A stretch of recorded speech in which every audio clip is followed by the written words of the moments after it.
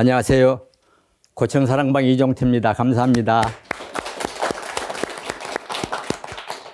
우리 반포에 있는 충현서원에서 다달이 우리 공주 출신 유명 인사들을 모시고 진행하는 공감 토크쇼 고청사랑방. 오늘은 수촌리 해발군 도서관에서 진행하겠습니다. 이 해발군 작은 도서관 박용주 관장이 교육자고 또 시인이고 또 향토문화 발전을 위해서 애쓰시는 분이어서 이곳에 와서 말씀을 듣는 게 좋겠다 싶어서 이 자리에서 진행하게 됐습니다. 여러분 대단히 고맙습니다. 감사합니다. 여러분 잘 아시다시피 우리 박용주 관장님은 이곳 출생이시고 올해 64살 되셨습니다. 고향에서 자라서 고향에서 태어나고 또 고향을 지키며 가꾸고 있는 훌륭한 교육자고 또 문인으로서 시인이고 그리고 이 해발군 도서관을 만들어서 이 지역 주민들에게 읽을 거리를 소개하고 여러 가지 문화 행사를 하고 있는 박용주 관장님을 오늘 모셨습니다. 바쁘신 중에 시간 내주셔서 고맙습니다. 고맙습니다. 그러면은 여러분 아십니다만은 박용주 관장님의 프로필을 좀 소개하겠습니다.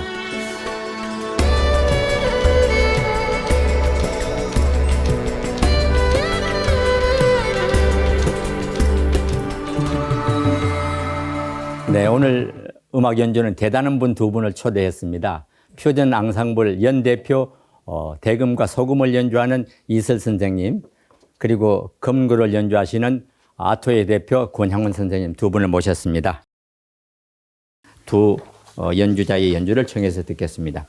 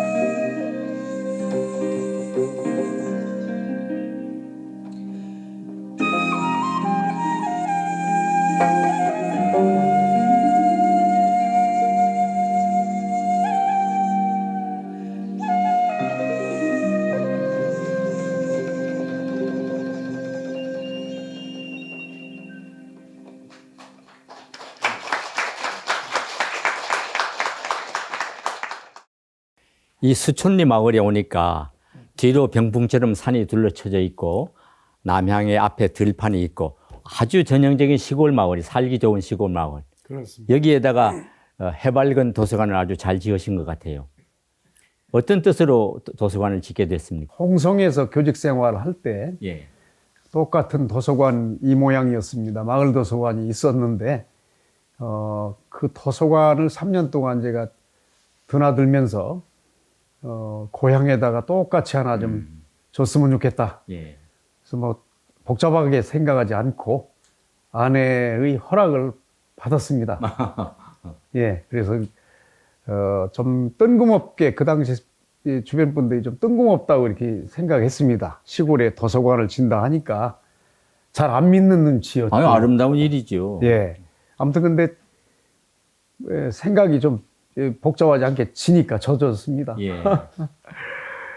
그리고 뭐 여러 가지 한 7년 동안 좀 프로그램을 진행했습니다. 그러니까 책을 와서 읽기만 하는 것이 아니라 여러 가지 문화 행사를 하셨잖아요. 예. 뭐 아이들 중심으로 이제 시작을 했던 것이 마을 학교였고요. 예.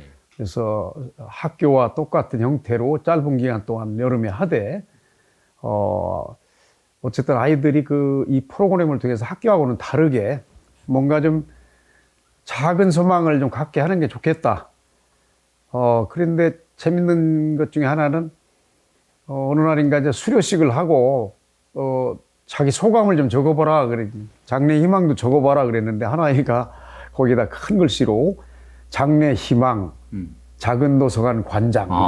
성공했습니다. 저는 아주 그날 제일 기뻤습니다. 아, 이 아이가 여기 왔다가 예. 이게 좋은 느낌을 받았구나. 그래. 예, 그런 생각이 좀 납니다. 그리고 뭐 이제 상장도 이제 다 주는데 그냥 학업 우수상 이런 거 안 하고 예.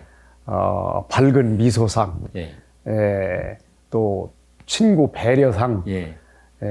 뭐 유머 위트상 이렇게 각자 다 해서 모든 아이들한테 상짝을 좀 주었습니다. 그 좋은 일입니다. 네. 어쨌든 아이들하고 했던 시간이 어려웠지만 제일 좋았고요. 예. 어른들은 상당히 이제 기획적인 부분하고 자유스러운 부분이 필요하더라고요. 그래서 기획적인 부분은 어느 해는 이제 제가 전공을 한 프랑스 문학 쪽 기획을 한 8개로 나누어서 전문가를 모셔서 음악, 문학, 역사, 문화 이런 식으로 해서 또 의미가 있었고요. 또 어떤 때는 이제 바로 종전에 진행했던 거는 이제 여기가 수천리 고분군이 발굴된 지점이기 때문에 인문 역사를 한번 해서 열 차례로 전문가 모셔서 또 그것도 요 지역이 앞으로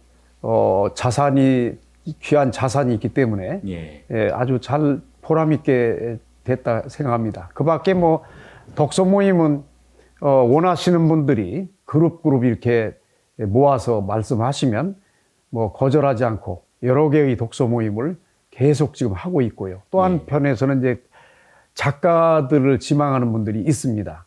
그 작가 지망생분들이 와서 계속 글을 쓰고 계신 그룹들이 좀 있습니다. 아무튼 여러 가지 뭐 기획적인 부분도 있고 의도치 않게 하는 부분도 있고요. 어려움도 있습니다. 아무튼 늘 무엇인가가 오는 분들을 친절하게 대해야 되고 또 준비를 좀 잘 치밀하게 해야 되고 그것들이 또 성과로 이어지고 좁은 작은 공간인데도 또 어려움도 또 소소하게 있습니다. 이 해맑은 도서관은 문학, 문화 도서관이군요. 네, 여러 가지 그렇습니다. 활동을 하시고 기대가 됩니다. 이 수촌초등학교 바로 여기 여기 나오시고 공주 북중학교 또 공주 사대부고 공주대학교 옛날에 사대고 이쪽에서 전부 어린 시절 학창 시절 그때부터 문학가가 되겠다는 꿈을 꾸신 건가요? 여기 계신 분들까지 포함해서 뭐 소년 소녀일 때 문학 소년 소녀 아닌 분은 없다라고 저는 생각을 좀 합니다. 뭐 저 역시도 중학교 때 이게 일기 노트를 꺼내 보니까는 뭔가 잘 이해가 안 가지만 시를 열심히 썼고 글을 썼고 그렇게 했습니다. 그 마침 저희 이제 아버지 형제 중에서 숙부님이 한 분이 좀 시인이 있으셨고요. 그 박정환 시인이 현대 시로 나오시고 열심히 쓰시고 지금은 작고하셨지만 그분 영향도 많이 받았다고 생각을 좀 합니다. 그런데 저보고 시 같은 거 쓰지 말라고 그걸 잘 이해를 못 했는데 이제 나이가 들어보니까 이거 시 쓰고 문학한다고 하는 건 가난해질 수 있다. 그런 뜻으로 아마 이제 해석은 됩니다. 지금은 시를 잘 쓰시죠? 잘 쓰진 않고요. 그래도 부지런히 쓰고 있습니다. 시집을 1집, 2번, 3번, 4번, 5번, 5권째 냈지 않습니까? 단행본으로는 5권이고요. 합동 시집까지 하면 8권을 좀 같이 좀 했습니다. 그리고 이제 뭐 번역하고요. 저는 원래 불문학을 했기 때문에 번역을 먼저 했습니다. 그래서 이제 번역 작업을 옛날에는 아르바이트로 이렇게 번역을 하던 시절이 있었고요. 좀 그때 당시 하나 기억나는 게 서울에서 알바를 하는데 번역을 한 보름 열심히 해서 그 이제 돈을 벌겠다라고 했는데 한 번 그 사기를 당했습니다. 그런 일도 있더라고요. 이렇게 10명에게 번역을 나누어서 시키고 나중에 그 원고료를 안 주고 그런 일도 겪었었는데 아무튼 그 뒤로는 번역에 재미를 많이 붙였고요. 그 근래에 낸 번역으로는 이제 원래 정신분석학을 좀 번역을 좀 하다가 최근에는 빅토르 위고 그 거장 문학가의 책을 좀 번역을 작년에 마쳤습니다. 이 책이죠? 조금 1020쪽이라 좀 두껍긴 했고 힘은 좀 들었습니다. 그렇지만 전 세계가 인정할 만한 그 레미제라블의 저자 이분의 그 제가 일대기를 보고서 한국에 안 나와 있기 때문에 한번 소개할 만하다 생각이 들어서 애써서 했습니다. 그리고 거기에 따른 주해석까지 좀 냈고요. 올해는 이제 한 권을 지금 이제 출판사에 좀 넘긴 게 있는데 그것은 자크 엘릴이라고 하는 신학자이면서 철학자의 시를 하나 번역을 좀 마쳤습니다. 그 시도 쓰시고 번역도 하시고 아주 바쁘셔요. 졸업하시고 바로 공주 금성여고에서 불어 교사를 시작하셨습니까? 그 대학 졸업하고서 대학원에 진학을 해서 공부를 하다가 예. 역시 뭐 학비가 좀 없으니까 사립대학이 힘들더라고요.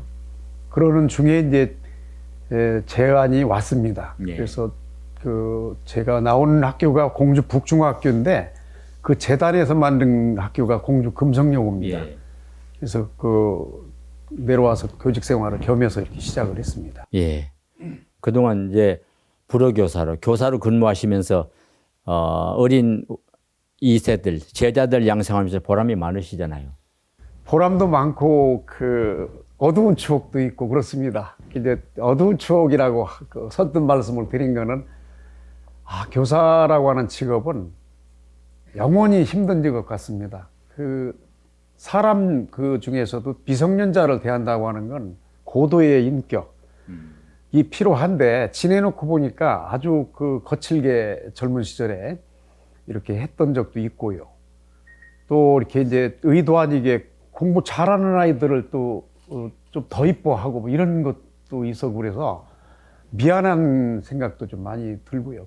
근데 그래도 좀 잘했다라고 생각하는 거는 제가 교직 생활하면서 이제 마음을 먹었습니다. 아이들을 어떻게 할까. 그래서 하나를 이제 제 나름대로 철학을 갖고 있었는데 하나는 제가 이제 프랑스어를 전공을 한 동기이기도 합니다만 좀 넓게 보는 방법, 좀 삶을 좀 넓게 보는 그것을 가르치기 위해서 많이 노력을 했고요. 두 번째는 평등하게 아이들을 좀 대하려고 노력은 했던 것 같습니다. 그래서 그런 여러 가지를 하면서 아까 그런 실수도 했지만 보편적으로는 공부를 좀 잘하거나 못하거나 조금 여러 가지 상황에도 똑같이 이렇게 대하고 그래서 상담을 할 때도 이제 저는 마음을 먹고 제 깐에는 공부 잘하거나 이쁜 아이를 먼저 상담하지 않고 표가 안 나는 아이들, 조금 그늘진 아이들을 항상 우선해서 그 아이들을 먼저 만나고 먼저 상담하고 또 가끔 이제 밥을 사줘도 먼저 그 아이들 사주고 이런 마음으로는 했던 것 같습니다. 예. 열심히 했지만 또 잘못한 것도 많이 생각이 나고요. 예. 이제 교사를 하시다 또 장학사로도 근무를 하셨는데 장학사는 또 그 교육 정책을 세우고 현장을 답사하고 그러잖아요. 맞습니다. 삶에는 어떤 동기가 항상 있다고 생각하고요. 그거는 제 뜻이 아닌 것 같습니다. 우연인지 필연인지 항상 변화를 해야만 하는 때가 있는 것 같이 느껴졌는데 제가 교직 생활하고 나서 성대결절을 걸려서 한 1년간을 치료하고 학생들이 말을 안 들었습니까?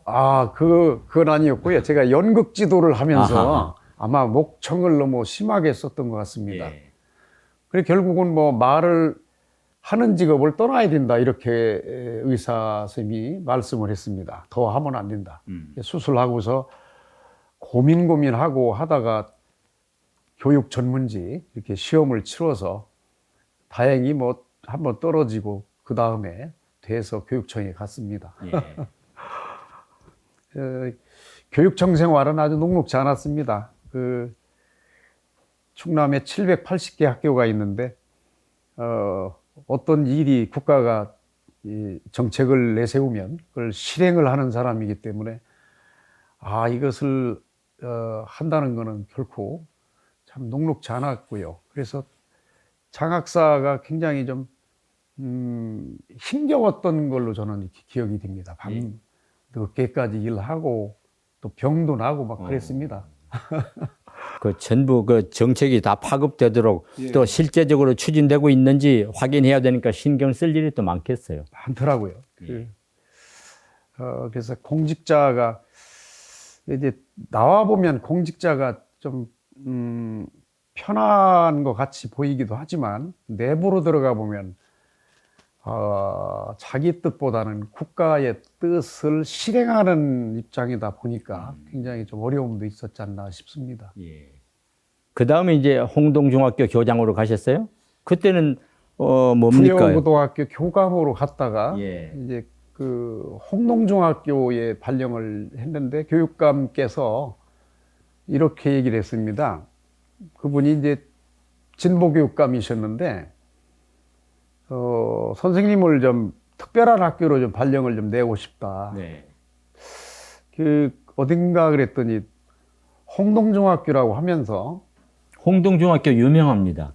우리나라 선생님께서- 삼부 요인이 거기서 다 선생님께서도 출생된. 아시는군요. 예. 왜 그 특별한가 그랬더니, 혁신학교를 이제 충남에 처음 시도를 해보고자 한다. 예. 당신이 가서 학교를 좀 특별하게 해보라. 이 특별하게가 뭔가 고민을 좀 하다가 몇 가지 이제 질문을 던졌습니다. 교육감님, 제게 권한을 좀 주시겠습니까? 네.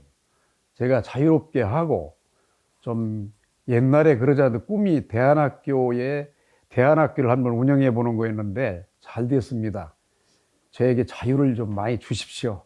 그렇게 하시오라고 해서 이제 기분 좋게 부임을 했습니다. 갔더니 아닌 게 아니라 힘들기 시작하였습니다. 예. 이제 새로 해야 되니까. 네, 이제 이 기존 학교하고는 좀 많이 다르게 한다는 것이 법적으로, 행정적으로 또 현실적으로 쉽지 않구나 하는 걸 느꼈지만 가자마자 선생님들하고 약속을 했죠. 우리 학교가 좀 특별하게 해봅시다. 예.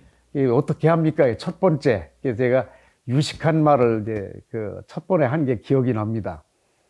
No exclusive school. 유식한 말을 썼습니다. 배제하지 않는 학교를 한번 운영해 봅시다. 이렇게 했습니다.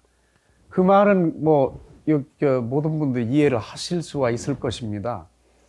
아이가 똑똑한 아이만을 받는다든지 일정 수준의 탁월한 아이를 받아서 졸업시키나 이런 것이 아니고 신체든 정신이든 가정환경이든 어떤 것도 배제하지 않고 환영해서 예. 우리가 잘 키워보자 하는 뜻으로 아마 그것은 잘 이해가 됐고 적용이 됐고 많은 아이들이 학교에 지원해서 옆에 시내에서 몰려왔던 기억이 있고요. 그래서 저는 교장실부터 바꾸었죠. 그래서 이렇게 이제 교장실 보통 아마 저기 학교 나오신 분들은 아시겠지만 교장의 의자, 책상 이런 것들을 좀 정리하고 아주 근엄하고. 네네네 그거 다 정리하고 예. 아주 평이한 이렇게 원탁으로 예.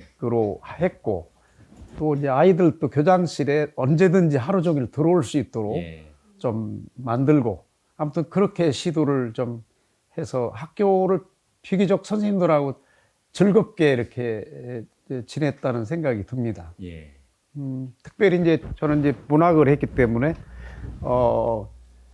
좀 아이들 시적 학교 운영이라는 데 제가 유식한 단어를 써서 예.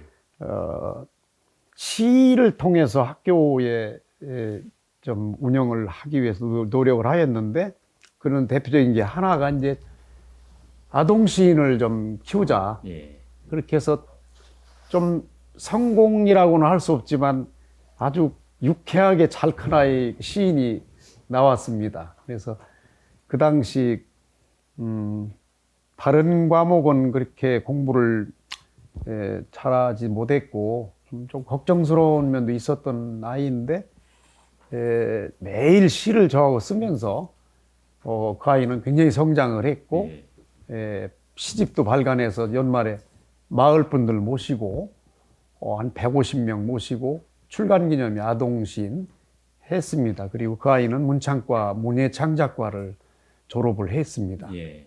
그런 소소한 하여튼 또 하나는 이제 그 학교가 마을하고는 분리가 된 게 오늘날 학교인데 마을하고 좀 함께 하자 이렇게 해서 마을 분들을 찾아다니면서 제가 그래서 첫 번째 이제 했던 것이 논을 700평을 학교에 빌려준 분이 있었어요. 예. 그래서 이제 봄에는 아이들이 전교생이 나가서 하루 종일 모를 심고 또 가을에는 또 그걸 수확을 하고 농사를 지었군요. 농사를 아주 실제로 졌던 그런 거 저런 거 해서 좀 시도를 많이 했습니다. 환경도 학교는 이렇게 긴 복도에 재미없게 이렇게 돼 있다고 생각이 됐습니다. 그런 거를 좀 법령에도 조금 부담이 있었지만 그래도 아무튼 공간을 그 아이들에게 가장 최적화, 좋아하는 공간을 아이들에게 좀 회의를 해서 아이들이 원하는 대로 공간을 만들고 꾸미고 이렇게 그렇게 노력을 좀 했는데 잘 모르겠습니다만 지금까지 이렇게 거기 지냈던 선생님들이나 마을 분들하고 오랜 시간이 흘렀는데도 같이 만나고 하는 거 보면 서로 좋았던 관계 같습니다.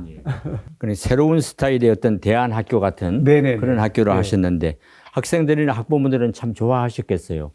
예, 많이 좋아했던 것 같습니다. 그냥 교장실에서 항상 아침부터 하루 종일 부모님들이 오가고 예. 이야기하고 했던 걸로 볼 때, 지금도 뵙는 분들이 여러 분 계시고요. 그런 학교가 좋았다 그러면 네. 또 다른 학교에까지 파급을 시켰어야 될 텐데 그 점은 어떤가요? 많이 파급됐다고 이렇게 감히 말씀을 드릴 수가 있겠습니다. 그 다음에 이제 그 케이스를 가지고 충남의 혁신학교들 지역별로 지금까지도 그 모델로 많이 되고 있습니다. 예. 학교가 이제 마을 주민들이 함께 참여한다고 할까? 그렇게 되면 훨씬 더 발전하는 속도가 빠를 것 같아요. 학교는 마을의 중심이고 예. 학교가 사라지면 마을이 사라진다고는 생각은 분명합니다. 그래서 학교가 사라지지 않는 방법은 여러 가지가 있지만 우리가 할 수 있는 일은 어쨌든 아이 키우기가 좋다는 생각이 들어야 되기 때문에 그때 당시에 우리는 온마을 학교를 하자. 그래서 아이들이 유치원, 초등학교, 중학교, 고등학교, 대학 전문 과정까지 그 동네는 있었습니다. 예. 그래서 그 동네에서 온전히 학습을 하는 게 가능하다는 믿음을 가졌고, 또 하나는 그 뒤에 이제 제가 마무리는 못 짓고 왔습니다만 시도했던 것이 이제 산촌 유학까지도 추진을 좀 하던 과정이었습니다. 그 서울이나 대도시에 적응을 좀 못하는 아이들이 6개월 또는 1년 시골의 학교에 와서 홍동중학교로 와서 네네네 그러한 이제 모델을 가지고 추진을 하고 또 거기서 또 옆 주변에 부모님들이 기거할 연립주택도 짓는 과정이 있었고요. 그 마무리는 못 보게 된 게 여러 가지 사유가 있습니다만 그 당시 이제 좀 특정인을 말씀드려서 그렇긴 하지만 작고한 이제 박원순 서울시장이 그분이 그것을 추진을 좀 하던 서울과 네네네. 홍동중학교와 자주 뵀던 기억이 있습니다. 예. 마을 학교에 많은 관심을 가졌던 분으로 제게는 기억이 많이 남아 있습니다. 그분은 왜 좋아하던가요? 그분은 제가 보니까 우선은 그분의 저서를 제가 먼저 보기 시작했는데 마을 학교, 온마을 학교 이런 저서가 6권이 있었고요. 예. 그 모델이 이분이 꿈꾸는 건 이런 거구나 하는 걸 알았고요. 그 마을 도서관에 또 특별한 관심이 있어서 그 당시 같이 토론도 하고 만나고 했던 기억이 있습니다. 특별한 거는 그분이 비서진이나 뭐 어떤 분도 대동하지 않고 잠바 차림으로 이렇게 마을을 조용히 왔기 때문에 서울시장으로 있으면서 그냥 예, 개인적으로 오셨군요. 예, 그랬던 아주 그 소박한 느낌이 있습니다. 예. 그게 잘 확산돼서 계속 발전했으면 좋았을 텐데. 그렇습니다. 좀 아쉬움이 좀. 예. 그 이후에 이제 공주 정명학교 교장으로 오신 건가요?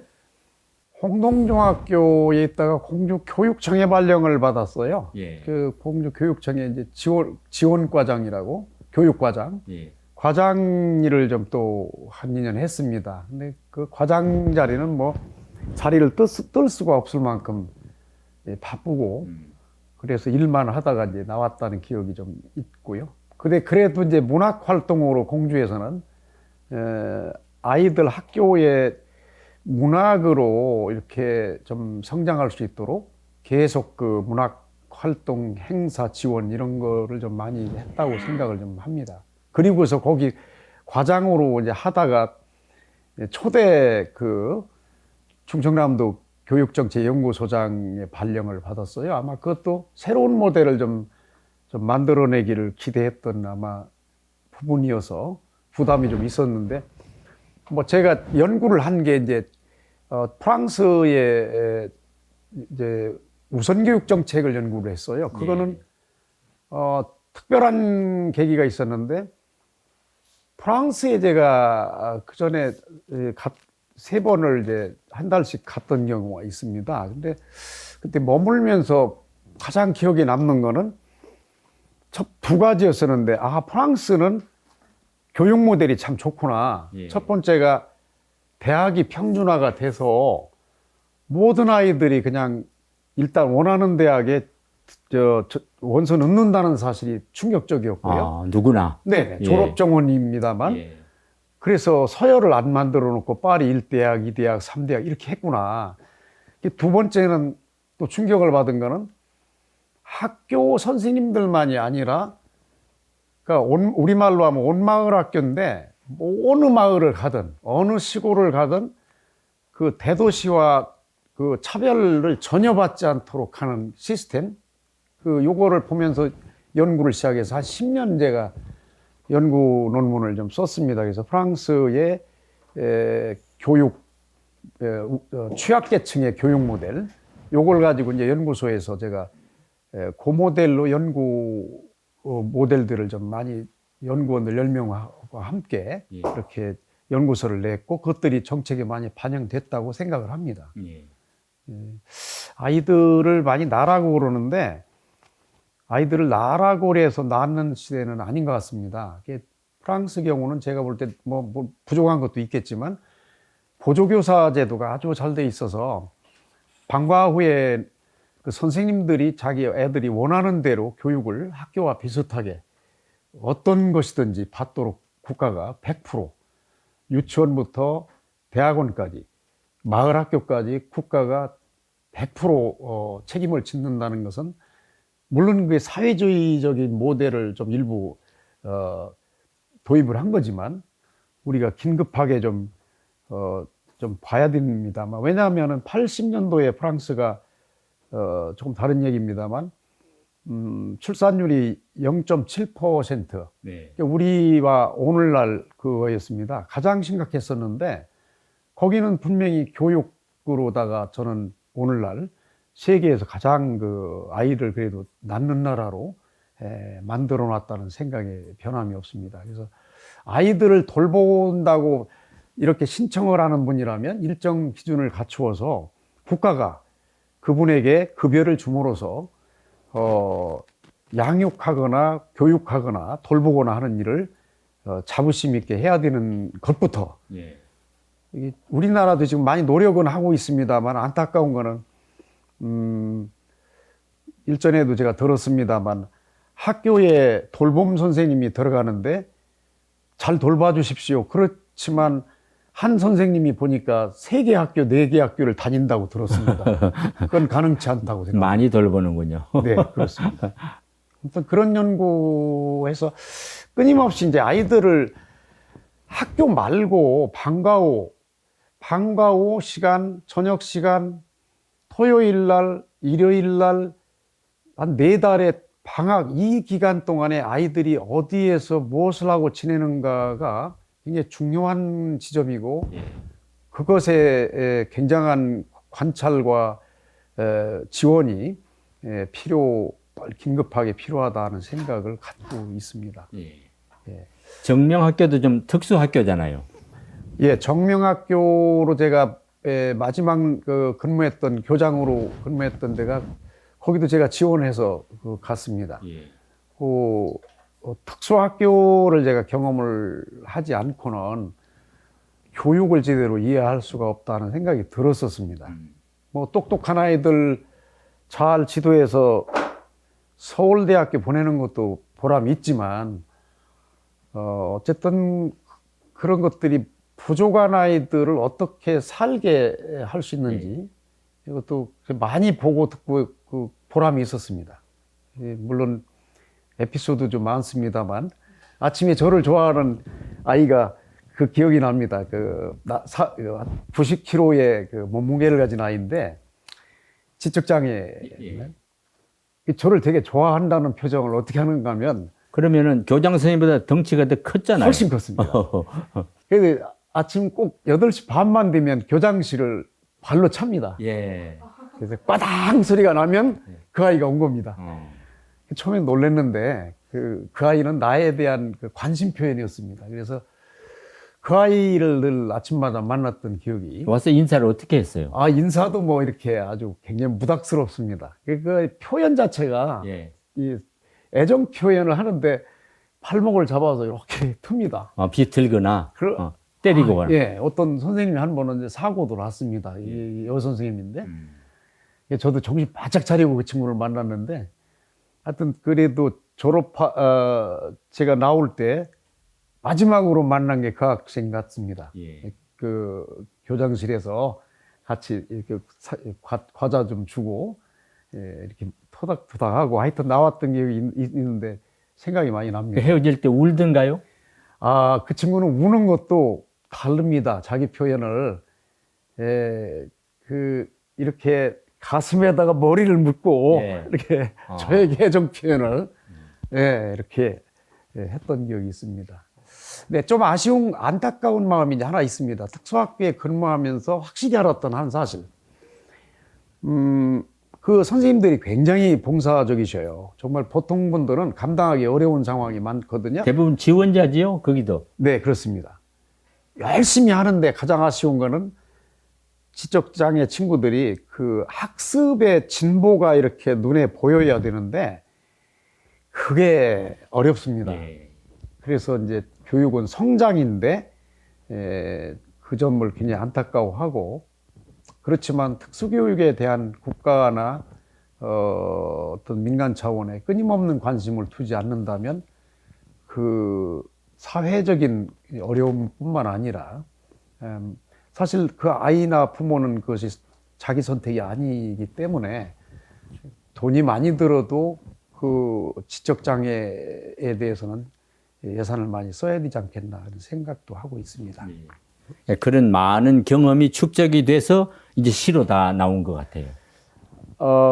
예, 선생님께서 좀 이렇게 정확하게 좀 짚어주신 것 같습니다. 시를 쓰는 분들이 자기 만족으로 쓰면은 이제 사실 별거 아니라고 생각을 하거든요. 결국 누군가에게 위로를 줘야 되는데, 첫 번째 시집이 제가 별들은 모두 떠났다가 1999년도인데, 아이들을 담임할 때 약속을 했어요. 한정판으로 내가 낸다. 예. 그래서 졸업할 때 이거를 한 번씩 너희들에게 주는 것으로 낸다. 마음을 먹고 이제 목적시를 쓰니까는 시가 그 아이들의 마음을 겨냥한 시가 돼서 그 당시 제가 존경하던 한 시인께서 저에게 아유, 박 선생님은 이 시로 성공하기는 어렵겠습니다. 왜 그러십니까? 그랬더니 너무 그 시가 그 선생티가 나고 교훈적이고. 네네. 그래서 이 바람기가 없습니다. 예. 그 기억을 좀 하고 있어서. 그러나 이제 저는 올해 시집을 낼 때는 이런 생각에서 하겠다라고 이제 하기 때문에 보람이 있었고요. 성공한 제자 중에서 이렇게 그 시집을 사인해 준 거를 10수년 지났을 때 가지고 와서 선생님 이렇게 제가 성공했습니다라고 얘기할 때가 아주 뭉클했습니다. 하나만 얘기를 드린다면 뭐 공부 안 하고 늘 그 여학생이었는데 선생님들이 수업할 때 머리만 빗는 친구가 있었어요. 그게 반항이었습니다. 이렇게 머리를 빗으면 선생님이 싫어하잖아요. 싫어하는 일을 하는 거죠. 그러다 혼나고. 여학생입니다. 제가 그 아이를 담임하면서 이렇게 얘기했습니다. 아무개야, 선생님 볼 때는 네가 머리에 대한 관심이 큰 것 같다. 장래 희망을 머리로 하라. 그랬더니 그러자도 우리 엄마가 미장원 하고 있어요. 그런데 말이다, 선생님 생각은 머리에 대한 관심만 가지면 미장원 아줌마가 되는 거고 공부를 한다면 네가 미용학 교수가 될 거인데 어떤 걸 선택하겠냐. 근데 말을 던져놓고 볼 것 같아요. 부모나 선생은 일단 말을 언젠가 씨가 먹을 거다라고 생각하고, 제가 그걸 던져놓고 편지를 하나 써줬습니다. 거기다가 아무개가 미용학 박사가 그때 없었습니다. 네. 이 지역에. 미용학 박사가 되어야 될 이유 15가지를 써줬어요. 네. 그런데 참 신기합니다. 15년 지났을 때 전화가 왔어요. 제가 미용학 교수하고 있다고. 오. 네. 박사학위를 받고 저는 충격받았어요. 그 아이는 공부 안 할 것 같았는데 예. 아이한테 해준 말이 그게 씨가 먹었구나. 그냥 선생은 그런 것 같습니다. 그냥 어려움도 많지만 그런 아이들 때문에 두고두고 그냥 참 잘했다 이렇게 생각을 하게 되는 것 같습니다. 그러니까 그 떠난 제자들한테 이제 선생님으로서의 응원 메시지를 시로 적어 주셨는데 네. 그 제자들은 모두 별이 됐겠군요. 네, 많이 잘 됐습니다. 예. 그럼 별이 되셨으니까 축하 연주를 한 곡 선사하겠습니다. 고맙습니다. 박수를 청해 듣겠습니다.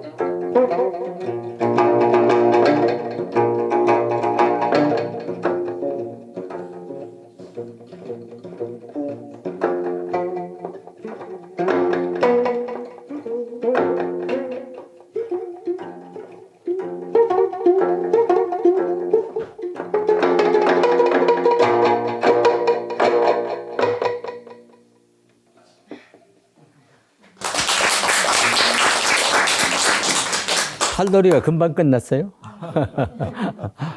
이 해발군 도서관이 2018년에 지었습니까? 준공식을 한 게 2018년 7월입니다. 예. 예. 그리고 이제 책을 읽도록 하고 여러 가지 문화 행사를 할 때 제가 재작년인가 EM 예, 교육할 때 한번 와서 오셨습니다. 듣고 예. 예, 감동을 받았거든요. 예. 이제 그런 실질적인 주변 마을 사람들을 위한 행사도 많이 하시는군요. 그것도 역시 이제 그것도 동기가 있었습니다. 뭐 제가 EM을 해야지 이렇게 된 건 아니고요. 코로나 때 이제 모든 분들이 지구 환경 걱정을 하고 있을 때 예. 제가 이제 그때 작품집을 낸 게 2021 시니피앙이라는 이제 시집을 냈습니다. 그 이제 삶의 문학상을 받은 영광도 있었는데요. 그때 제가 했던 일이 도서관에서 환경에 관한 공부를 독서 모임으로 3년간 좀 했었을 때고요. 예. 그때 내린 결론은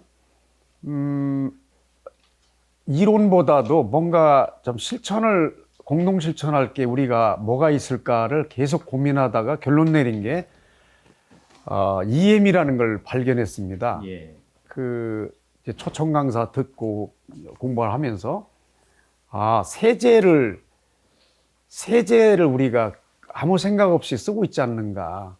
이 세제가 물로 들어가서 어떻게 녹아서 어떻게 지하수로 가는지를 생각해 본다면 극소량으로 줄여서 써야 되지 않겠나 하는 결론을 내게 됐고, 그 방법으로 EM에 관한 이걸 조제를 직접 우리들이 조제해서 보급하자 이렇게 결론을 냈고, 여기 오늘도 오셨습니다만 우리 마을에 김명남 선생님이 계신데 내년에 8순이세요. 네. 글도 쓰시고 근데 저분께서 저에게 영향을 준 거예요. 그 30여 년간 그 EM이라고 하는 유용성 용액을 가지고 세제 대신에 빨래를 해온 분이거든요. 우선은 그 완전한 친환경 물질이고요. 그걸 우리가 만들 수가 있는 것이고, 가능하다. 이렇게 결론을 내고 저희들이 이제 세제를 제로까지는 힘들더라도 30%까지 줄이자. 네. 그래서 그걸 우리가 공동 조제를 여기서 했습니다. 조제하고 보급을 한 3년 해 온 것 같습니다. 예를 들면 뭐 저도 집에서 제가 신는 양말 예. 이런 거는 이제 그 EM 용액으로 세제 안 쓰고 이렇게 다라에다가 담가놨다가 하루 그 다음날 이제 세탁기에다 넣으면 예. 세제를 정말 극소량만 넣어도 깨끗하게 되거든요. 그 EM에는 알칼리성은 없는 건가요? EM 용액은 이제 산성이 아니고 예. 알카리성이라고 얘기를 해야 할 것 같습니다. 예. 예. 그 EM은 뭐 지금도 이제 많이 인식되셨어요. 그래서 농업기술센터에서 조제해서 보급을 많이 하고 있고요. EM뿐만 아니라 이제 또 빗물도 우리가 잘 받아가지고 적절히 쓰면 많이 쓸 수 있고 지하수가 고갈되는 걸 많이 보존할 수 있다. 그 철학을 가진 분들을 공부를 여기서 하면서 그 빗물에 관하여도 굉장히 실천적인 생각을 많이 좀 하고 있고요.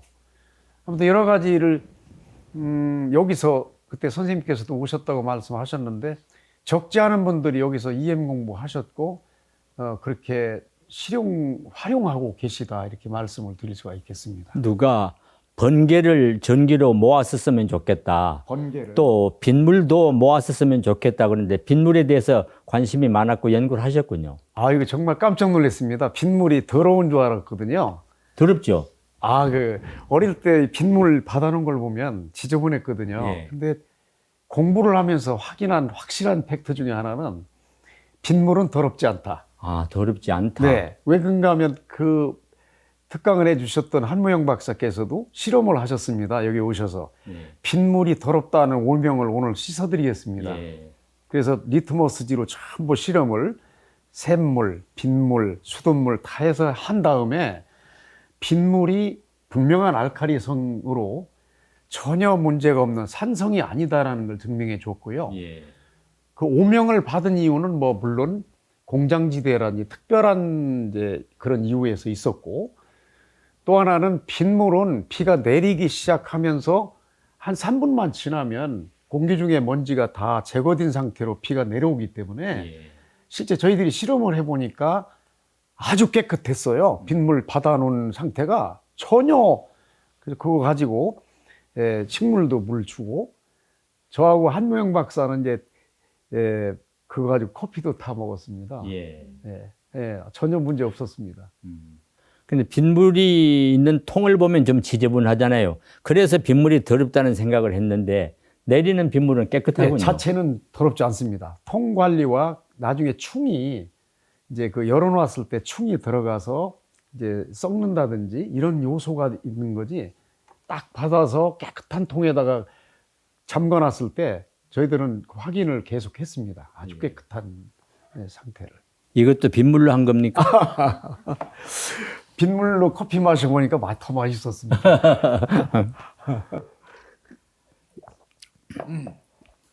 자연을 활용하면 지구 환경을 지킬 수 있는 것도 많군요. 그렇습니다. 작은 것만 잘 공동 실천해도 많은 걸 실제로 이렇게 복원할 수 있다는 생각을 갖게 됐죠. 이런 데서 도서관에서 그냥 보람 있는 일 중에 그런 것 같습니다. 뜻이 맞는 분들끼리 일단 이제 공부를 하고 그 다음에 실천 이렇게 하고 하면은 너무 좋더라고요. 아이들까지도 좀 이렇게 보급하고. 우리가 참 지금에 와서 이제 지구 환경이 지구 위기라고 그러는데 그나마 좀 지구를 잘 관리한다고 해야 하나요? 보호해야 한다고 하나? 그런 의미에서 우리 소시민들이 각자 할 수 있는 거 한두 가지 가르쳐 주시죠. 정말 상식선에서 생각을 해야 되겠구나 하는 믿음을 자꾸 갖게 됐습니다. 그러니까 거시적인 게 아니라 미시적인 거, 무엇을 한다가 아니라 무엇을 안 할까를 생각을 하는 게 필요하다는 생각이 듭니다. 예. 조금만 더 생각해 보면, 아, 요거를 물건을 사더라도, 아, 이거 안 사고 이렇게 재활용할 수 있는데 하는 것들이 너무 많고요. 또 집도 다시 뭘 할까가 아니라, 아, 어떤 걸 재활용.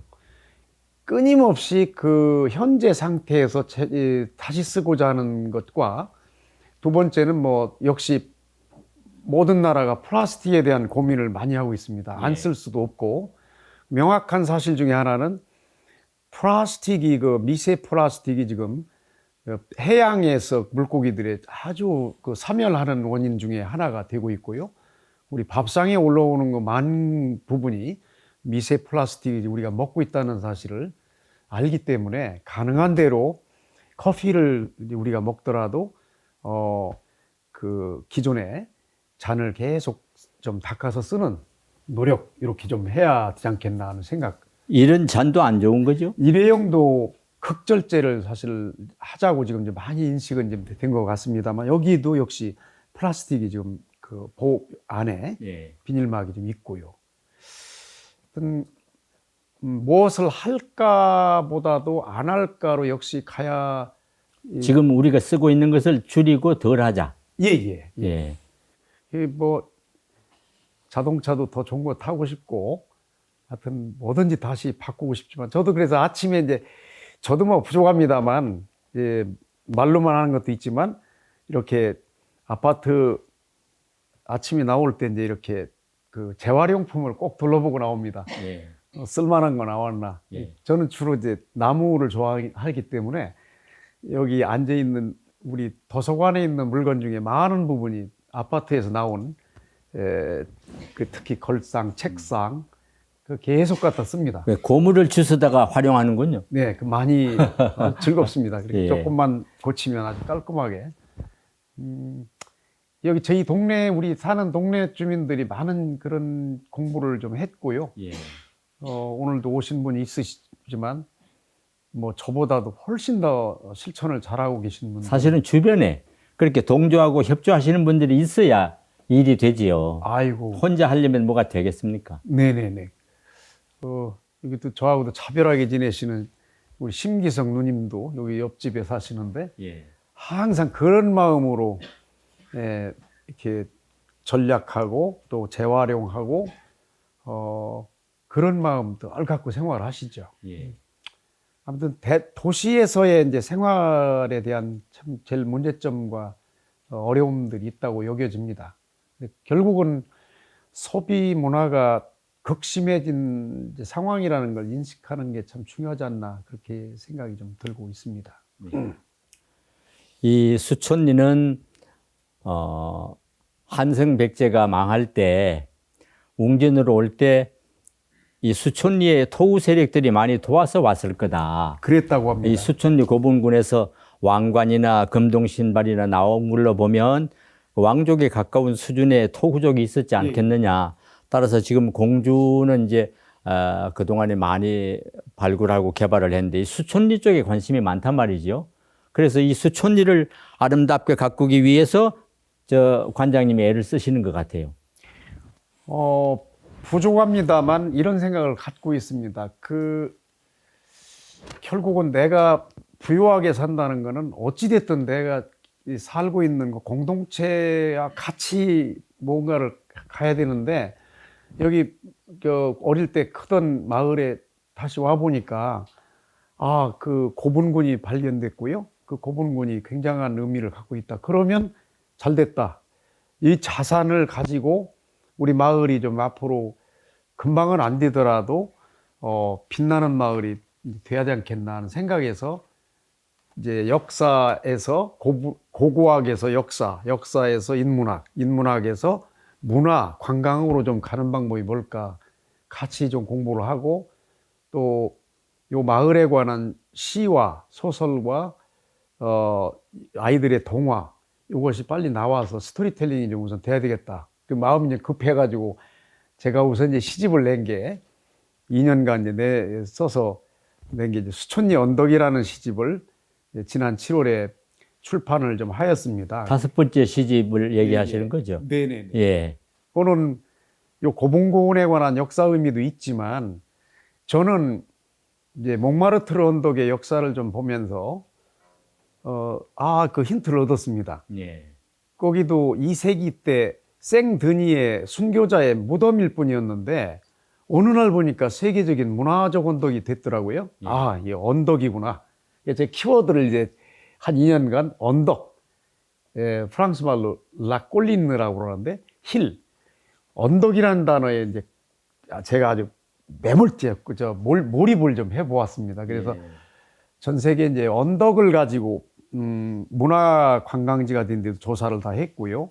문헌도 조사했고 여기를 역사학자들께서 계속해서 고분군라고 말씀할 때 저는 20년 됐으니까 이제 무덤에서 언덕으로 칭합시다. 예.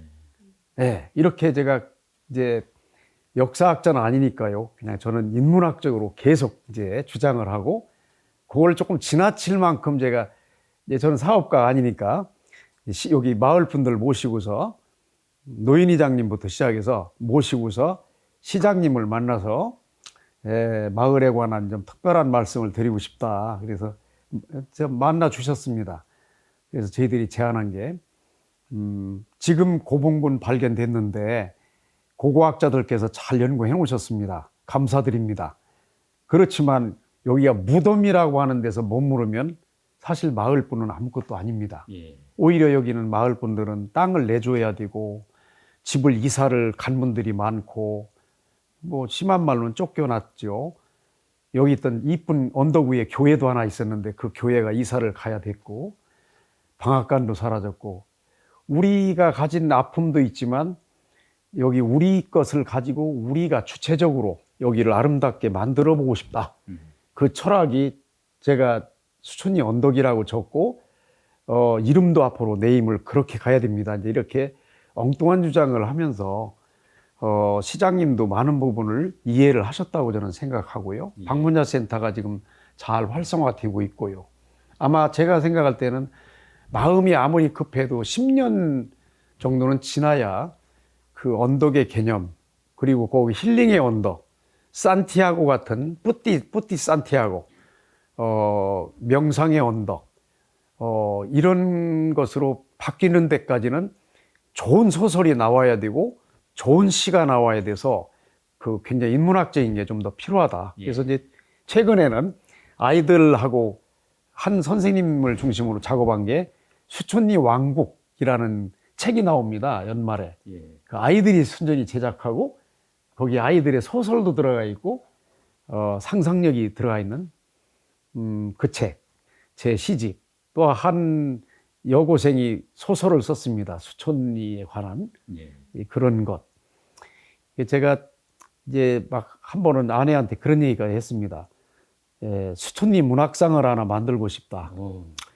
그 상금은 관장님 내시고?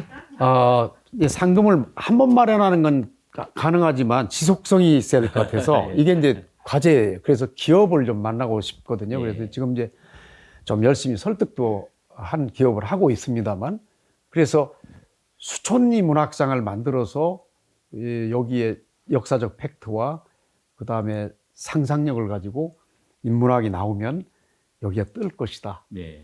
이렇게 이제 해가고 있는데 말이 씨가 자꾸 되고 있습니다. 말씀을 들으면서 생각나는 것이 유홍준 교수가 서울 망우동 공동묘지. 네, 망우동. 예, 그 공동묘지를 그냥 두면 공동묘지인데 거길 공원으로 만들자. 맞습니다. 거기엔 유명한 인사들의 무덤이 다 있는 곳이다. 그래서 역사와 문화를 함께 갖고 가자. 그런데 수촌리도 그렇게 될 것 같으네요. 맞습니다. 선생님, 제가 2년간 여기만 가지고 이제 목적 시를 쓴다는 게 어렵더라고요. 이게 이제 한 편의 시를 쓰는 건 어렵지 않은데 한 무덤을 매일 아침, 저녁, 밤, 새벽 이렇게 시간을 바꿔가며 올라가서 저는 무덤을 마주했거든요. 예. 이 무덤을 계속 무덤과 대화를 하게 되니까 굉장히 힘든 시간이 있었습니다. 그러다가 언덕으로 가면서 확 밝아졌어요. 예. 그 다음부터 올라가면 무덤. 수촌리 언덕으로. 네네. 무덤들이 이쁘고 더 이제 보기 좋고, 아, 맞다. 망호동 선생님 말씀하셨습니다. 정말 거기가 독립운동가들의 무덤이, 초라한 무덤들이 무수하게 묻혀 있는 데가 망원동이 아닙니까? 예. 그게 유흥준 선생 이후에 많은 분들에게 독지가에 의해서 지금 빛나는 쪽으로 언덕이 됐거든요. 예. 두렵지 않잖아요. 예, 저도 어릴 때 사실은 선생님이 여기서 이제 어릴 때 클 때 무덤에 위에서 놀았는데, 그때는 무섭지 않았어요. 하나도. 무덤이 그냥 정겹고 그 잔디 따뜻한.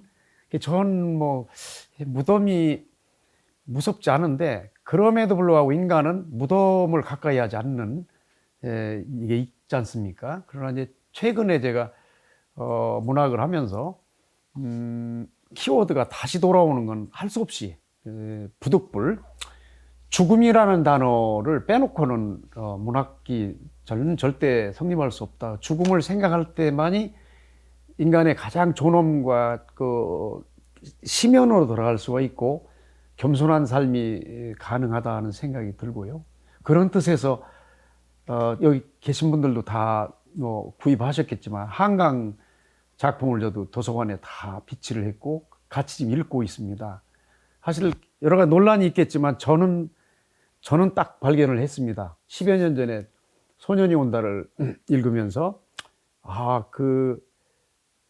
그렇게 말했습니다. 한강이 수상숙에서 과거가 현재를 살릴 수 있는가, 현재가 과거를 살릴 수 있는가, 죽은 자가 산자를 살릴 수 있는가, 산자가 죽은 자를 살릴 수 있는가. 이 키워드는 굉장한 철학적 태제를 지금 만들고 있고, 수천리는 제가 생각할 때 그런 무덤의 형태를 보면서 1500년 전 그때 분들도 1500년 후를 기약을 한 건 아니지만 타임캡슐을 묻었던 것은 오늘날도 우리는 후대 1500년 후를 생각하면서 무엇인가를 타임캡슐로 해야 되는데 예.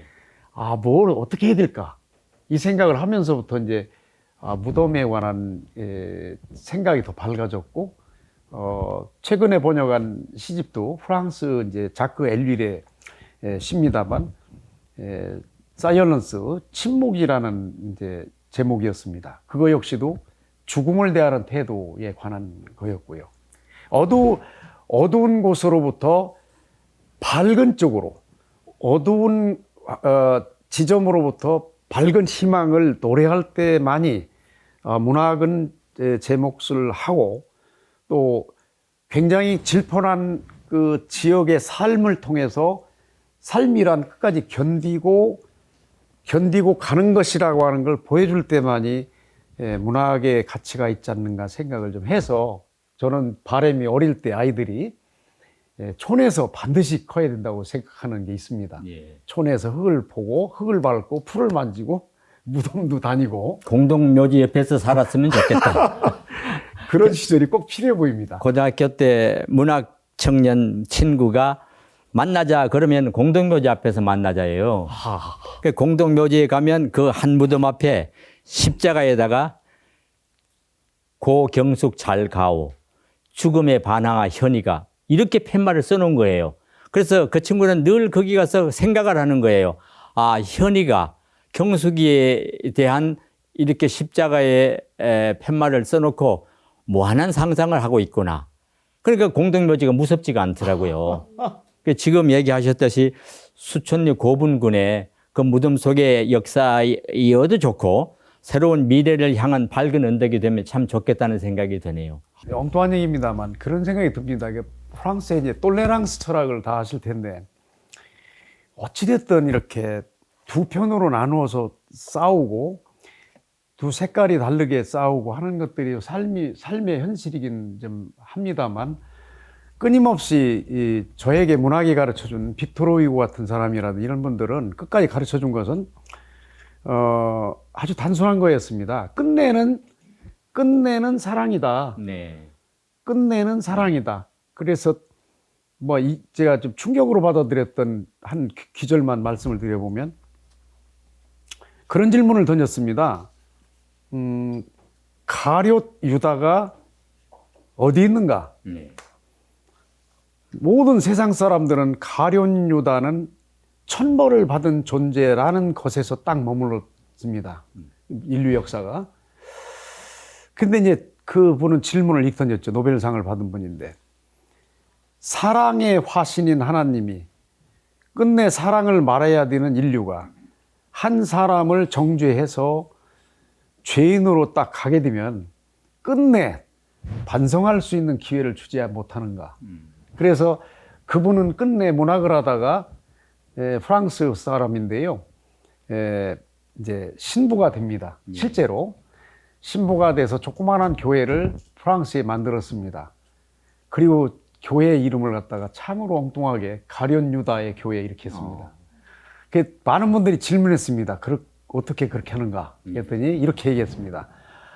좋으신 하나님이 반성할 기회를 벌써 줘서 그분을 구원했어야 된다. 우리 마음 속에서 누구를 용서할 수 없다. 이거는 인간이 가진 한계이면서 극복해야 되는 거다. 그런 생각이 들면서 아마 엉뚱하게도 수촌리는 그런 폭풍의 언덕에서 이야기하듯이 용서와 사랑의 언덕, 힐링의 언덕, 산티아고의 언덕, 관용의 언덕, 이렇게 해서 작은 언덕을 좀 가면 어떨까. 저한테 그런 힌트를 준 분 중에 임재일 선생님이 있어요. 네. 그 예술가신데 저보고 계속 여기에 엉뚱한 거 만들고 설치하고 건물 짓고 이런 거 하시지 말라고. 이 자체로 사람들의 마음을 힐링할 수 있는 아름다운 노을과 야트막한 언덕과 생각하게 하는 무덤과 오르막이 있어서 너무 아름답기 때문에 인공적인 걸 좀 설치 안 했으면 좋겠다. 하나 했으면 좋겠어요. 어떤 수촌리가 물숫자 마을 춘자잖아요. 예, 맞습니다. 근데 여기 오니까 물이 하나도 없어요. 요 앞에 저수지를 하나 만들어서 물을 좀 만들었으면. 선생님 여기 그 언덕에 예. 1km를 가면 가장 아름다운 수천리 호수가 있습니다. 아, 뒤에? 네네. 예. 못 가본 분들이 참 많을 텐데 너무 아름답습니다. 예. 물론 옛날 이제 저수지를 말씀드리는 건데 예. 너무 아름다운, 예. 그래서 제가 수천리 호수로 명명을 하였습니다. 이 수촌리가 현대를 살아가는 어렵게 살아가는 많은 사람들에게 힐링의 언덕이 되기를 바랍니다. 고맙습니다. 그렇게 될 것입니다. 예. 사실 산티아고를 많은 분들이 가지만 800km를 걸어야만 되는 건 아니라고 생각합니다. 여기 1시간 반만 돌아도 굉장히 생각과 이렇게 그 깊은 생각을 할 수 있고 이해를 할 수 있는 데가 있어서 아무튼 언덕이라는 단어가 가져온 그 효과가 컸다고 생각합니다. 수촌리 고분군이 수촌리 언덕으로 바뀌니까 희망이 보여요. 아, 네. 밝아 보이고. 예, 이제 그런 발상에서 훌륭하게 더 발전될 것을 소망하겠습니다. 에세이도 쓰시잖아요. 에세이가 이제 쓰기가 어려운 것 중에 하나가 이게 진솔하게 써야 된다는 면에서 굉장히 쉽지 않거든요. 예. 예를 들어 아픔이 많았던 분이 에세이를 쓴다고 거기다 다 자기 삶을 녹여놓으면 굉장히 이제 자기가 이렇게 보기가 민망할 수도 있고요. 그래서 어려운데 그래도 저는 이제 그런 형태보다는 그 철학적 에세이 쪽으로 이렇게 좀 써왔고 쓰고 싶습니다. 제 거 하나 말씀드린다면 이제 달리기는 운동이 아닙니다. 그런 에세이를 낸 적이 있어요. 예. 잘 운이 좋았으면 책이 좀 팔렸을 만한 때입니다. 왜냐하면 요시카 피셔 독일 수상이 그때 나는 달린다를 냈을 때 당시인데요. 제가 많이 고통스러웠던 시절이 있었는데 마라톤 대회를 한번 그냥 무작정 나갔다가 예. 완주를 했어요. 완주를 하셨군요. 네네. 예. 42.19를 달리기도 잘 못하는 사람이 어쨌든 했습니다. 이렇게 1년 연습하고서. 예. 그리고 저는 아주 엄청난 이렇게 변화가 왔습니다. 맨 먼저는 건강에, 걷거나 달리기만 규칙적으로 하면 건강 이상 없다. 그런 확신을 가졌고요. 예. 두 번째는 맨몸으로 이렇게 달리다 보면 정말 삶이라는 게 이제 아무것도 가질 게 없는 시절이 온다는 그 깨달음을 갖게 되더라고요. 물론 그 좀 무식하게 하면서 좀 어려움도 있었지만, 그래서 저는 42.19를 완주했던 40대가 있었는데요.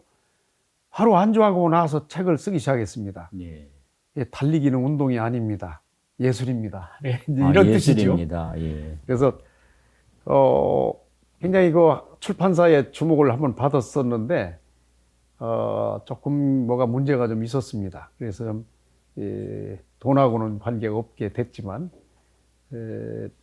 아무튼 우리는 아무것도 갖지 않고 걷자, 달리자, 그리고 고통스러워도 끝까지 가자. 저는 끝까지 가자는 제 마음을 다짐을 했던 이제 책이 이제 그거였습니다. 어떤 일을 수행하든 일을 하든 잘하는 것보다 맘먹은 거를 끝까지 가보는 것, 그게 더 훨씬 존경할 만한 요소라는 생각이 들었고요. 그런 에세이였었고요. 그 다른 분 이제 에세이를 번역을 했을 때도 잃어버린 나를 찾아서라는 이제 프랑스 책을 번역을 좀 했을 때도 그런 철학을 이제 담고 있는 책이었습니다. 한 여성이, 저는 여학생을 많이 가르쳤는데 학교에서 좀 이제 죄송한 말씀이 될지 모르는데 왜 여성은 생각이 복잡할까, 그런 질문을 한 때가 있었어요. 예. 복잡해 보이는군요. 선생님도 동의하시나요? 아니요. 한 번은 남학생들은 가르치기가 쉽습니다. 아, 그래요? 한마디 소리 지르면 꼼짝 못 하거든요. 여학생들은 한참 이렇게 해놓고 또 뒤돌아서면 또 아닌 것 같아요. 그래서 예. 야, 여성 심리는 복잡하구나. 이 여성 심리를 한번 좀 볼 수 없나 하다가 이제 정신과 의사가 쓴 벤사이드라는 여성이, 프랑스 의사가 쓴 이제 잃어버린 나를 찾아서라는 정신분석 책이 있더라고요. 너무 관심이 있어서 그 책을 바로 번역을 좀 시작을 했습니다. 요지는 뭐 그런 거였습니다. 지난 날에 대하여 너의 지난 날을 용서할 수만 있다면 사실상 대부분의 병은 치료된다. 이제 이런 요지였습니다. 예. 그 한 예로 한 여성이 그 셀린느라고 하는 여성이 10시만 되면 편두통을 앓는 거예요. 예. 매일. 그걸 40년간 앓았어요. 의사들도 못 고쳤습니다. 그 한 번은 그 선생이 이렇게 말했습니다. 네가 한번 지나온 길을 잘 좀 돌아보고 네 좀 보듬어 주라. 예. 아, 역시 이유가 있었습니다. 이유가 있었습니다. 그 4살 때, 기억하기 어려운 4살 때, 아버지에게 맞았던 시간이 아침 10시였고, 네. 그 왼쪽 머리에 맞았는데, 그때는 프랑스도 구타가 있었던 것 같아요. 지금도 있어요. 지금도. 희한하게 그 다음날부터 10시만 되면 편두통이 오는 거예요. 예. 틀림없이. 걔 이제 그 정신과 의사 벤사이드를 만나서 어떻게 하면 되냐 그랬을 때 의사가 어려운 거 없다. 약이 필요 있는 게 아니고 나랑 같이 과거 여행을 해보자. 예. 그래서 하나하나 너의 뒷날을 숨기지 말고 하나씩 얘기해보자. 나하고만 얘기하면 되니까. 하나하나 얘기하고 가다 보니까 4살 지점까지 추적을 하게 된 겁니다. 예. 그 아버지를 용서할 수 있는가 이렇게 물었습니다. 예. 의사가. 예. 처음에 막 그 여성이 엄청난 경련을 일으키고 아버지 추억을 하면서, 그러나 어쨌든 시간이 흐르면서 아버지를 용서합니다라고 자기가 말로 선언을 하면서부터 그 편두통은 끝났습니다. 그런 스토리들을 담고 있어서 남자든 여자든 남녀노소를 불문하고, 특히 아이들이 저런 행동을 하고 저런 거친 행동을 할 때는 꼭 이유가 있다는 생각을 저는 하게 됐고, 학생들을 가르칠 때도 어떤 아이가 막 폭력적인 말을 하거나 선생님한테 덤비거나 욕을 할 때는 그 아이가 반드시 아픈 지점이 있다 하는 생각을 갖고 접근을 좀 하게 됐던, 그래서 책은 어려운 책이었습니다만 서울에 구로 출판사들이 모여 있는 마포구에 원고를 가져가서 번역을 1년 내내 해가지고 이제 가지고 들고 왔습니다. 촌놈이 이거 번역합시다. 당장 번역합시다. 출간합시다. 그랬더니 8군데에 다 거절당했어요. 너가 돈 안 되겠습니다. 이거 뭐 어떻게 누가 읽습니까? 9번째 분을 만났는데 하나의학사 75세 된 분이었습니다. 하나의학사란 분이 사람의 그 아픈 것을 다스리는 책들을 출간하고 있었더라고요. 제가 하겠습니다. 그래서 흔쾌히 출간을 좀 해 주셨고, 그것도 돈은 안 됐습니다만 참 그 대학에서, 의과대학에서 이렇게 교양도서로 사용을 좀 했던 책입니다. 근데 그 저 자신도 그렇고 모든 분들이 아마 어떤 아픈 지점을 갖고 산다고 생각을 합니다. 그 아픈 지점을 어떻게 적절히 펼쳐서 향후 내가 그것이 좀 응어리가 되지 않게 할 수 있는가 하는 거는, 그 치료는 자기밖에 없군요. 맞습니다. 결국은 해야 되고 솔직하게 그런 지점을 인정을 하는 것부터 필요하지 않겠나 하는 생각이 들었습니다. 그래서 한때는 여기 아내하고 제가 이 공간을, 도서관을 저는 10년 한다고 그랬습니다. 원래 질 때. 10년 하고 10년이 지나면 여행도 다녀야 되니까 그 뒤는 모르겠다. 누가 하는지 그렇게 얘기를 했는데 조금 그런 생각이 들었습니다. 최근에는. 도서관이 카운셀러가 있는 데가 있으면 좋겠다. 그러니까는 도서관 기능도 조금 더 바뀐다면 여기가 힐링, 아까 말씀드렸는데 어떤 모습이든지 여기서 힐링을 좀 주는 시스템 전문가도 있고 그런 것도 좀 생각을 좀 하고 있습니다. 관장님 지금 건강하시죠? 예, 아직은 건강합니다. 그 위기가 다 저도 젊을 때 겪었어요. 저 일찍 겪었습니다. 예, 위기를. 그 뻥 이렇게 쓰러져 본 적도 있고요. 일만 죽으라고 하다가 눈 떠보니까 병원이더라고요. 그런 몇 번 경험하면서 지금은 이제 관리를 나름대로 잘 하려고 노력을 좀 하고 있습니다. 아주 혈색 좋으시고 힘이 있으시고. 선생님 뵐 때마다 제가 한참 연하인데 선생님이 더 건강하게 되세요. 제가 더 건강해요. 아주 키도 크고. 예. 올해 64시지요? 네네네. 몇 살까지 살고 싶으세요?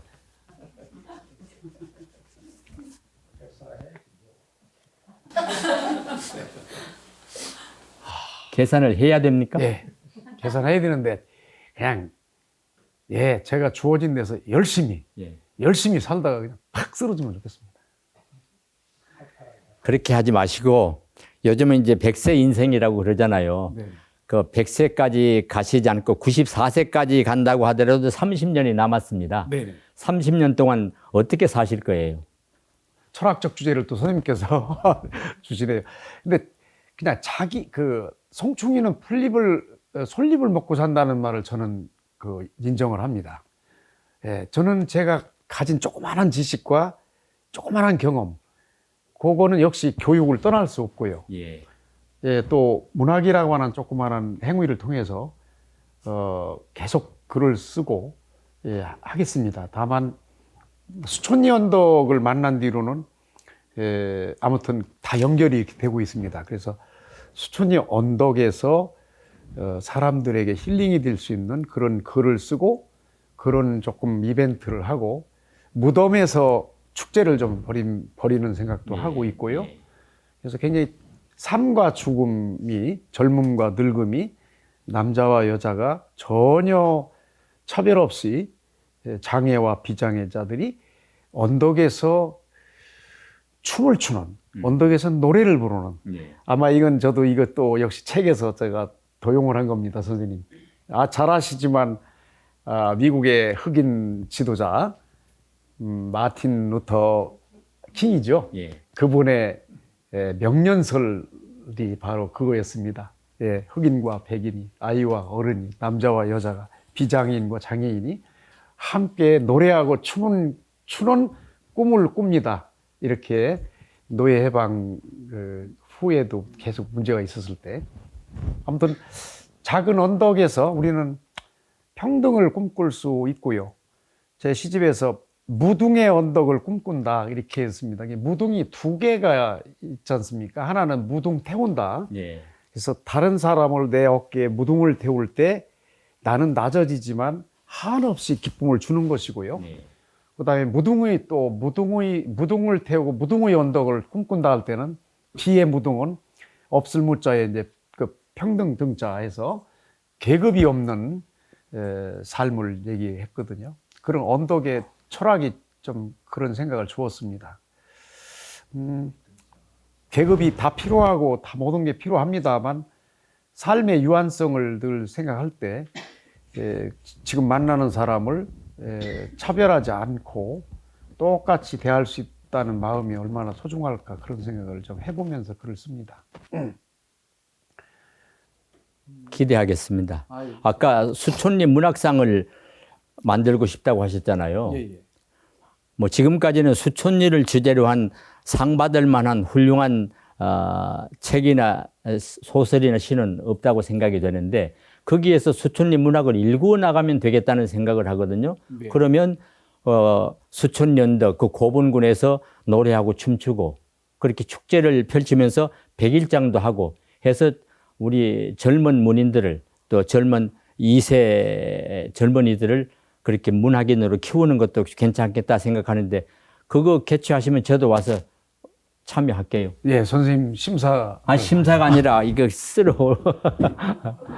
네, 재미있을 것으로 이렇게 꿈을 꿉니다. 고맙습니다. 고향에서 태어나서 64년 평생을 고향을 위해서 또 여러 가지 활동을 하시고 그런 점을 대단히 존경합니다. 건강하셔서 계속 수촌리가 더 아름답게 더 살맛나는 그런 고향으로 가꾸어 주시기를 부탁드립니다. 감사합니다.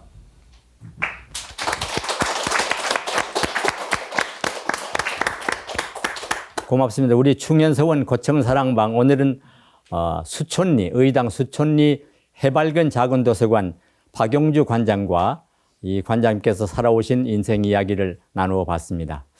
그러면은 다음 고청사랑방은 12월 24일 연기군 교육장을 하신 이덕삼 교육장 공주인을 모시고 또 고청사랑방을 진행하겠습니다. 그럼 오늘 끝으로 우리 두 분의 명연주를 또 들으면서 마치도록 하겠습니다. 고맙습니다.